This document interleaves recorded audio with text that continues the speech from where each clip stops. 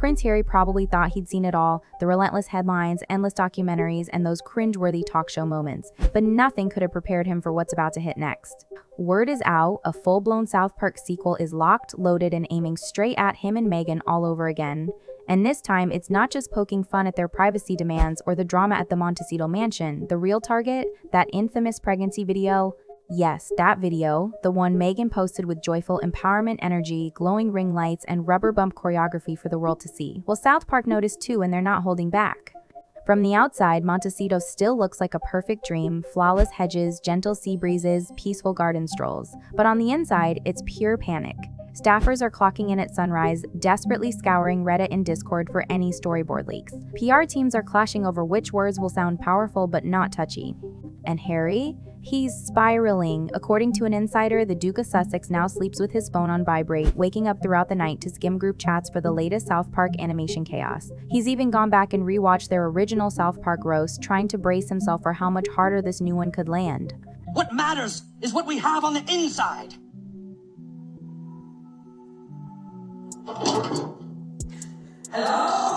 The first cartoon was absolutely brutal, the now iconic worldwide privacy tour, where animated versions of Harry and Meghan demanded to be left alone by the press, all while parading around with giant banners screaming, "Look at us!"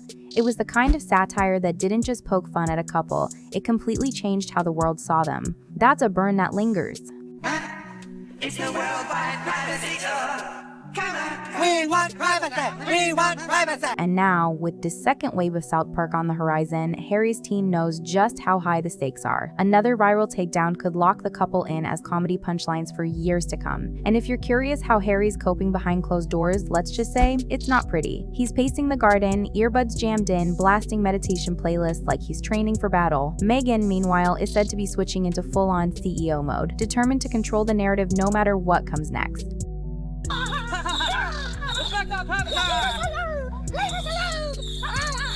Down with the monarchy! We deserve our privacy!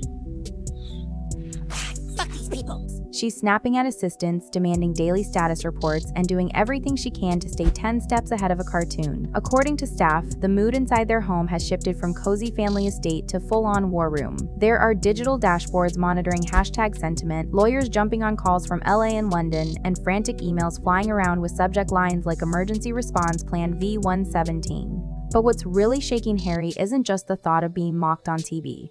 It's the total lack of control. He knows the new episode is already animated, locked in, and getting those finishing touches right now in a Colorado studio. He can't sue, he can't yank it from the air, and that helplessness, it's driving him up the wall. And every expert Harry's consulted, from top-tier PR strategists to veteran royal advisors, has told him the same hard truth. If he reacts, it only fuels the fire. But if he does nothing, that's its own kind of nightmare. Staying silent could look like guilt, or worse, total surrender. And for Harry, who's desperate to patch things up with his father and claw his way back to some level of respectability, another viral South Park roasting could set him back for years. Word is, even palace insiders, the same ones he spent years distancing himself from, are watching all this unfold with dry amusement. One reportedly quipped, "If the queen survived cartoon corgis doing tap dance, Harry can handle a bouncing rubber bump."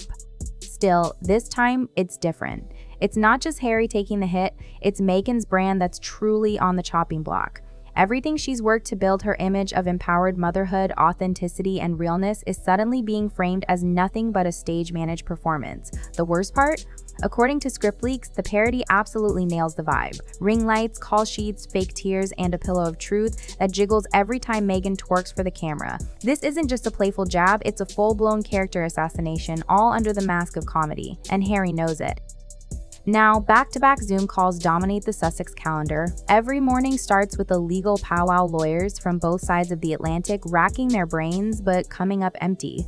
You can't really stop a cartoon without looking completely ridiculous. Meghan's top legal advisor in Beverly Hills was blunt, satire in the US is a fortress. Unless South Park claims Meghan gave birth to a dolphin or Harry is moonlighting as a flat earther, there's no case. They could try to threaten Paramount, but as one lawyer joked, the creators would probably just read the cease and desist letter out loud in the next episode, voices and all.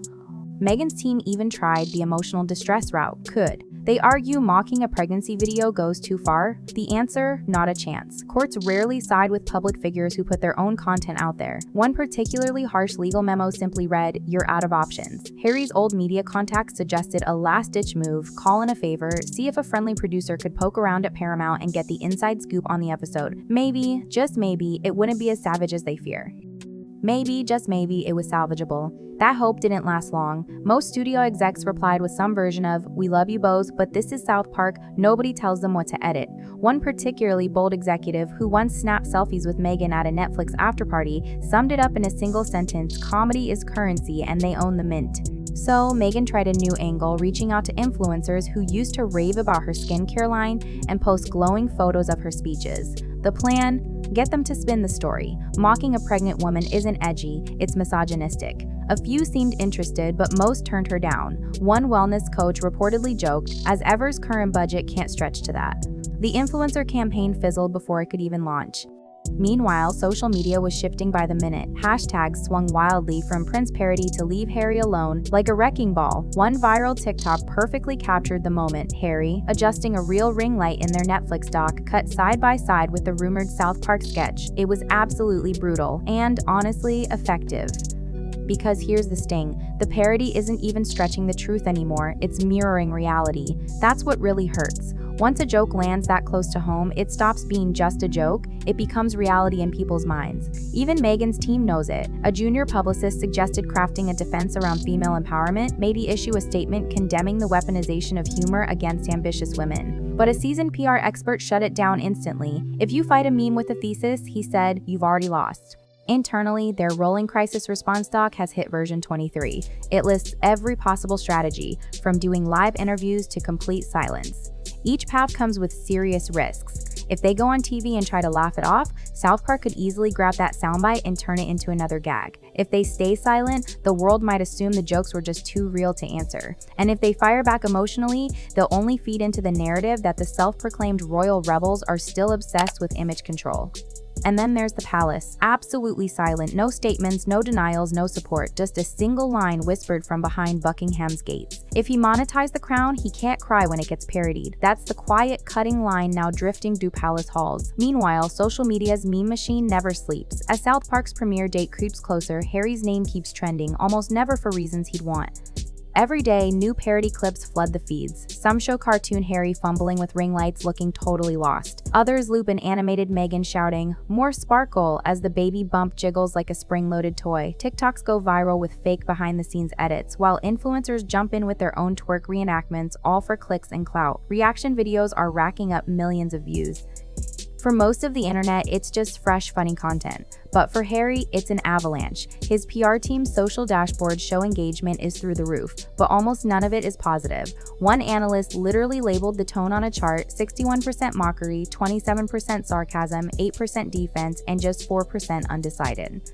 Crisis experts say that when the debate isn't, "Is it funny, but how cruel will it get?" that's the danger zone brands fear most, especially the ones still linked to Harry's mental health projects or the Invictus Games. Word has it, at least 2 sponsors have quietly asked to rethink their logo placements until the chaos settles. Meghan's brand isn't holding up much better. As ever, already shaky is now being roasted right alongside Goop. Twitter jokes compare her empowerment products to literal stage props. One influencer's parody ad for the Pillow of Truth as a sleep aid that only works if you film yourself went mega viral. Even Meghan's loyal fan accounts are disabling comments, desperate to avoid getting dragged into the mess. Behind closed doors, advisors have sketched out 2 possible exit plans. Neither looks perfect. One option on the table, drop a casual video of Harry and Meghan laughing it all off. Maybe strolling along the beach, maybe playing with their kids, nothing scripted, just vibes. Show the world they can take a joke, prove they're relatable, maybe even win back a little goodwill. It could work. Brands love a comeback story built on resilience, but the risk? It's massive. If South Park grabs even a second of that laughter and turns it into a recurring punchline, it could be the soundbite that haunts them for years. Every time someone searches their names, up pops a meme of them giggling at their own expense. Option 2, flip the script completely and use the mockery as a message. Quietly launch a campaign about online bullying, turning the pregnancy parody into a teachable moment. Pull in maternal health experts, donate ad revenue to parenting nonprofits, and try to shift the focus away from cartoon Harry and towards something bigger. The idea isn't to defend themselves, it's to redirect the conversation. Make it about a cause, not the punchline. But here's the trap. If the rollout feels calculated or even a little too slick, the world will call it mocktivism. People will see it as fake outrage dressed up to sell a cause, and no matter how noble it looks, nothing erases that episode. Everyone at the Sussex headquarters knows it. If the animation lands with just one iconic punchline, something that catches fire as a meme or a hashtag, that's it. The joke becomes canon. It doesn't matter what the real story is anymore. Perception becomes reality. No podcast, charity gala, or inspirational Instagram post can override a joke that hits just right. Back in Montecito, the air is thick with tension.